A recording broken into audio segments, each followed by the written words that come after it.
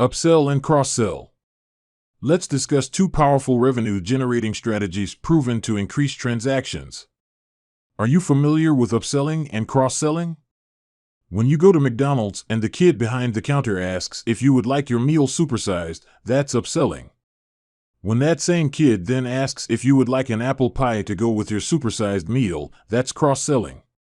Upselling means offering a higher grade, quality, or size of the item the customer may be interested in at the point when the customer is ready to buy.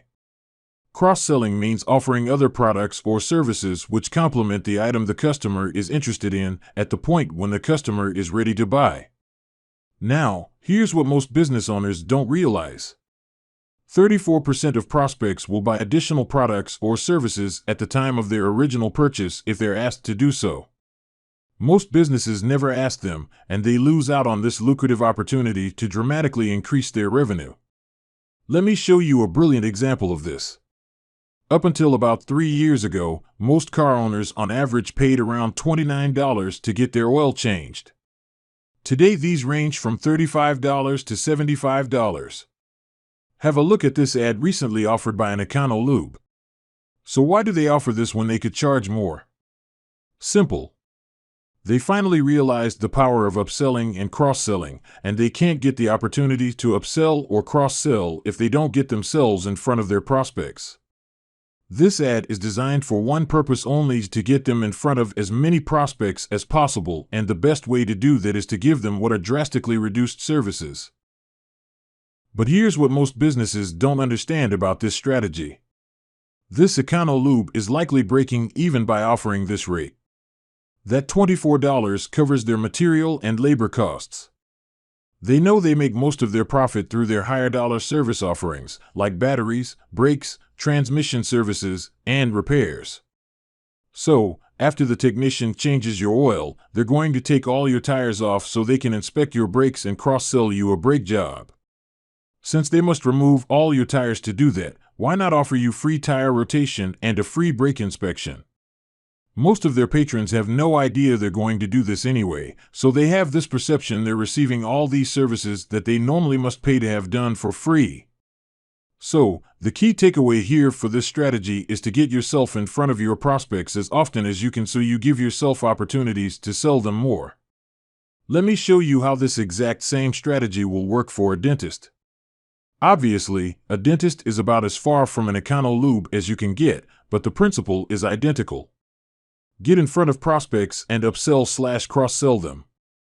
A dentist offers basic dental services like exams and teeth cleaning. That is not where they make their money. A dentist generates most of their revenue from cosmetic services, root canals, crowns, fillings, and braces. So obviously, the more patients they can get in front of, the more of these services they sell. The problem for dentists is that most people already have a dentist, and 90% of them will never change unless their dentist retires. So, what might convince someone to leave their current dentist? Consider these stats. About 80% of the population have medical insurance, but only 50% have dental insurance. Among those without dental insurance, 44% said that was the main reason they didn't visit the dentist. See an opportunity here if you're a dentist? What do you think might happen if a dentist specifically targeted families without dental insurance and offered them virtually the exact same services as those with dental insurance, but without paying the expensive monthly premiums? Here's a marketing campaign designed to do this. This obviously exploded this dentist's practice, but you might be thinking, how could he afford to offer this type of program? Same way the McDonald did. The dentist basically offered patients routine services at his cost. That $25 covered the labor cost for the dental technician to take x-rays and clean the patient's teeth. But the dentist now had double the patients to upsell and cross-sell their more expensive and profitable services to. And of course, any business can always resort to the standard way to upsell and cross-sell customers: just make them more offers. A restaurant experiencing reduced revenue followed this advice. They analyzed their profit margins on every one of their offerings and determined their highest profit margin offerings were wine, appetizers, and desserts. They doubled their sales on all three of these by training the staff to offer them to every one of their patrons. For example, they instructed their staff to bring an appetizer and wine cart to each table before the patrons ordered and offer free individual samples.